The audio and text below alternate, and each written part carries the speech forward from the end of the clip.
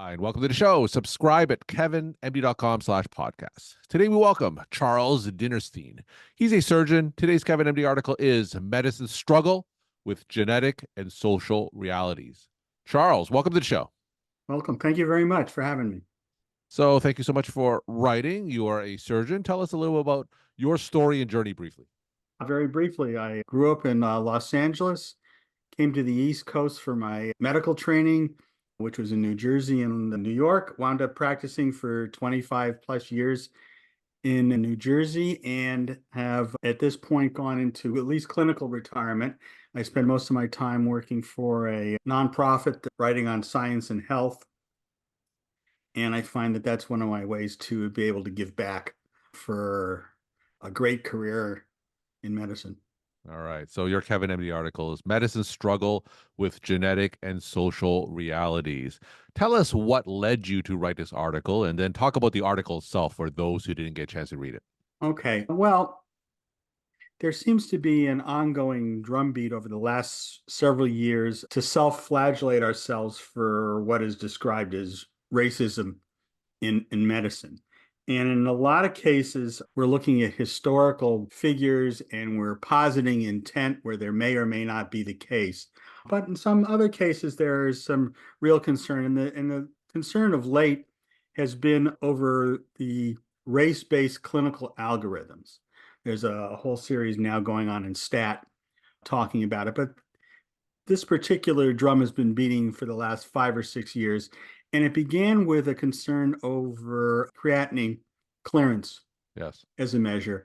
And it's gone on to some other areas. And what's bothered me a lot about it is that in many cases, the algorithms or the predictors that they're talking about are not necessarily race-based, because race is just one of many factors that go into the regression equations that these guys use to come up with the guidelines or with some outcome measures.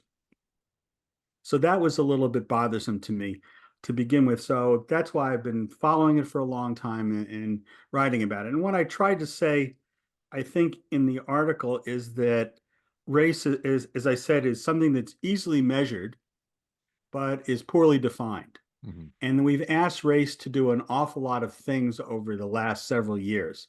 We've asked race to stand in for biology. And the human genome studies have shown that since we're 99.5% identical, race is not a stand-in for our biological behavior. That we can pretty much throw to the side. But race has also been asked to stand in for what we may call our lived experiences, what other people will call social determinants of health. And that too, while it works in some cases, doesn't work in others. And I think that a lot of the problems that we have when we talk about these algorithms is in just finding the context. The two that they always mention are the ones having to do with pulmonary function and with renal function. Mm-hmm. And in fact, in those cases, both of those calculations are based on flawed data coming from small data sets, predominantly Caucasian patients, and they've made assumptions and they were clearly wrong, and they clearly need to be replaced. There's not a question there. On the other hand, there are other guidelines and algorithms we have where race is the stand-in for social determinants. And in that case, I think that we need to think twice before we cast them aside, because in some instances they can be particularly helpful. I think one of the examples would be in prostate cancer, where there's been data suggesting that Black men who have a higher incidence of prostate cancer than white men have poorer outcomes. And what they found ultimately was that when you look on a grade for grade, level for level basis, outcomes are essentially the same. But the Blacks suffer from more problems with lack of access and early diagnosis. Mm-hmm. So an algorithm that would give a Black individual a greater advantage of getting access to prostate care would actually be net beneficial. And it's those kind of instances where I think we can make a difference. I talk a little bit about other ways of considering race. If we're looking from a biological perspective, then we can talk about genetics, mm-hmm. which itself is still flawed, or ancestry, which would be another way to do it. The latest discussion is around using zip codes to talk about some of the social determinants of health. Because if you look at the U.S. Census data, you can look down at a very small level, and it will break out for you the demographics and the socioeconomics of that particular 6 block area. Of course, the problem with that is going to be is that as we become a less segregated, more integrated society, the value of that Sure. looking at one particular neighborhood or another is going to decline. So I kind of was left with the thoughts that put forward by John Ioannidis, and I'll just quote it: "The call to entirely abandon race for medical research endangers being began several decades ago, but is a simplistic solution to a complex set of concerns." And I think that captures it very well. So I want to talk about the first part of using race specifically in clinical diagnostic tools like in renal function and pulmonary tests. Now, for those who aren't familiar or aren't clinicians, just tell us a little bit about that context in terms of how race currently influences the outcomes of these diagnostic tools. Just give us a little context. Well, so the context here in particular, when they're talking about glomerular filtration, is that they use the creatinine clearance as a way to determine the placement of individuals in line for transplantation. Hmm. And the original studies where they looked at creatinine clearance and they used body mass and they used race to do things, they made a simplification and they said that blacks had more muscle mass and therefore had more creatinine. Hmm. And that led to them developing a formula that overestimated the function of these individuals. So as a result, when we use that information to now decide who is in line for transplant, blacks were kind of pushed to the back of the line by a chemical test. When we eliminate race, and they found several other ways to take that into account, all of a sudden, any number of individuals that had previously been lower down on the list were moved up on the list. So that's one of the stronger arguments to be made for why using that generic term of race for some biological test is problematic. And then how about in the case of pulmonary tests? How is race currently factored in Yeah, diagnostic pulmonary testing? that's been a little bit more of a problem. And again, it's in looking at the FEV1s of individuals, they determined that for reasons that are unclear to me, I'm a vascular surgeon, so I'll claim ignorance in that particular area, that the Black individuals had a greater FEV1, so that their pulmonary function tests, again, were compromised by that. So they were not necessarily slated to get the appropriate medications or treatments because of it. So, what is the current state in terms of the movement to remove race from these diagnostic tests? Has that gained resonance among the It medical actually establishment? is. It certainly gained a lot of resonance, and the difficulty, again, I think, as Status pointed out, and anybody that works in a hospital health system will know, is that getting new guidelines in place is a heavy lift. There's Mhm. a lot of layers to, first of all, get some kind of clinical consensus. It's always tough herding the cats together to come to an agreement about that. But even then, in the face of a consensus, now that you have electronic health records and any other numbers of systems, you have a governance system where it has to be approved by all the departments. All the departments then have to turn it over to IT, and IT governance has to Mhm. approve it too. Then somebody has to go into the system and build it. So they found several medical centers have been able to do it on kind of a one-off thing, but there's not been any great move to standardize some of these changes across the nation. And again, when you start talking about other clinical algorithms that look at outcomes or other forms of risk assessment, some of the specialty organizations have been very resistant to changing them because, point of fact, they work for them. And I think, if we jump ahead for a second, just to talk about some kind of clinical take home here, guidelines and these type of clinical algorithms are meant to guide our behavior, not dictate our behavior. And that's an important thing to remember. Especially when you look at some kind of a number like an FEV1 or a creatinine clearance, that number gives it a concrete quality that it doesn't necessarily deserve. There's some uncertainty in there. So tell us more about what you mean by these professional organizations who want to keep the status quo.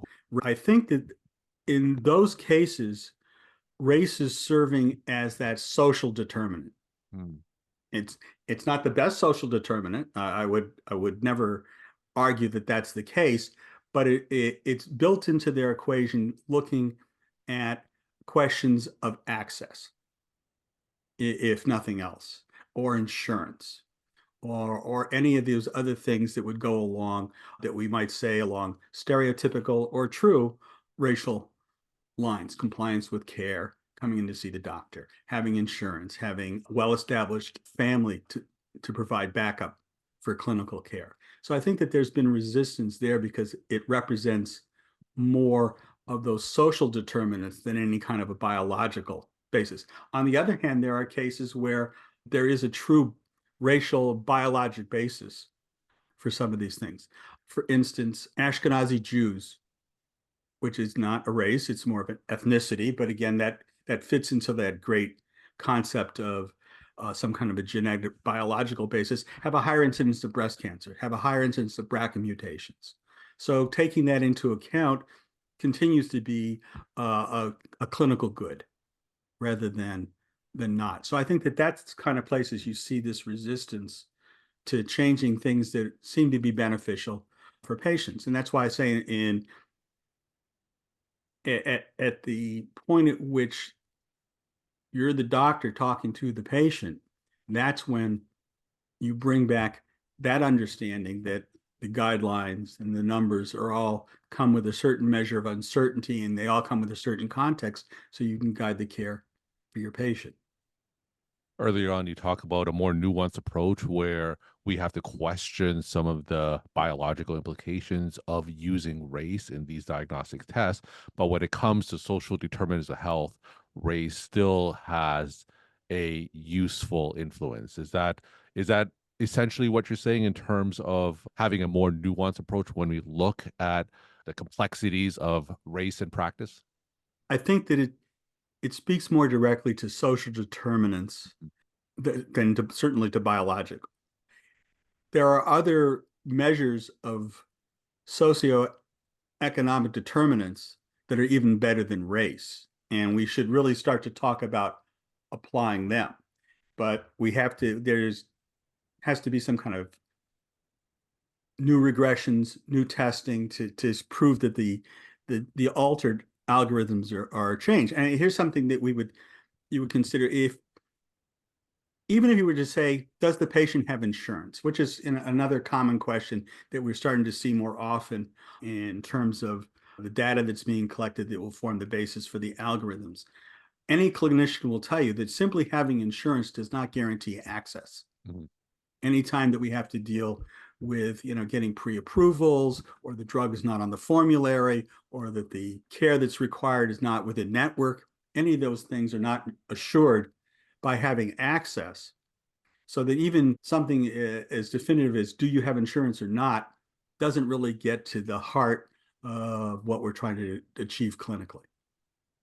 So what are some of the other factors that you said may be more powerful than race when it comes to influencing social determinants of health? Okay, so clearly economics makes a difference. Can you afford the care? Are you get access to care? Do you have some type of insurance?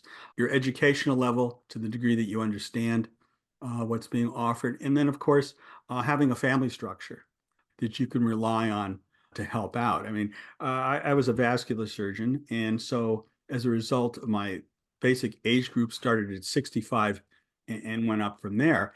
And there was no way to really get an informed consent unless you had both the patient and spouse in the room, because you really needed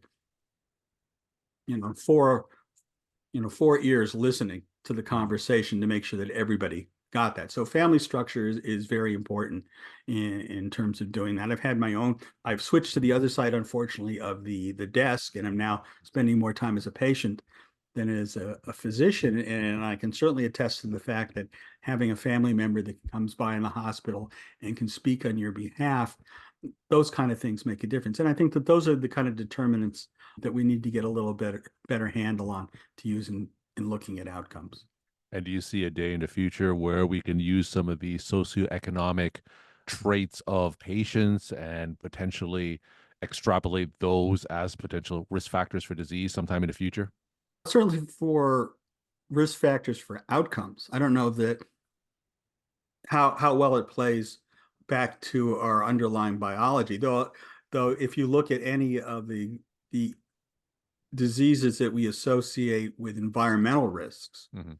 we certainly can use geography as a way of looking at that. For instance, of most of the urban pollution today comes from cars, not so much from the fuels exhaust they emit, but from the brakes Mhm. and the rubber. So people that live closer to highways are going to have a higher incidence of these kind of environmental effects than people living in other areas. And we should be able to start to see those kind of things if we begin to look more granularly. So tell us what the next steps are. What do you see in the coming months when we further examine that association between race and medicine? Well, I think that the the lines have been drawn to some extent. I'm hoping that we will begin to see a little bit more of a nuanced conversation around which things race is able to speak to and which things it clearly no longer has a role in.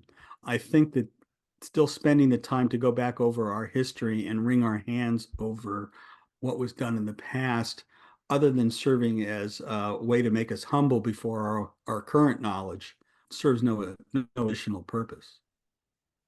We're talking to Charles Dinerstein. He's a surgeon. Today's Kevin MD article is Medicine Struggle with Genetic and Social Realities. Charles, we'll end with some of your take home messages that you like to leave with the Kevin MD audience. Okay, well, as I said, at the point in my life where I'm sitting on the other side of the desk, so I don't offer as much political wisdom to the next generation because I think to a large degree it's a whole different business than it has been. But I think that it is fair to say that the guidelines are just that. They're guidelines. And the great strength of being a physician is having those one-to-one relationships with your patients and taking and making use of those moments to take the one size fits all guidelines and apply them to personalize the care. That's where personalized medicine has always been, and from my point of view, will always be in that moment of interaction between the physician and the patient. Charles, thank you so much for sharing your perspective and insight. Thanks again for coming on the show. Thank you very much for having me on.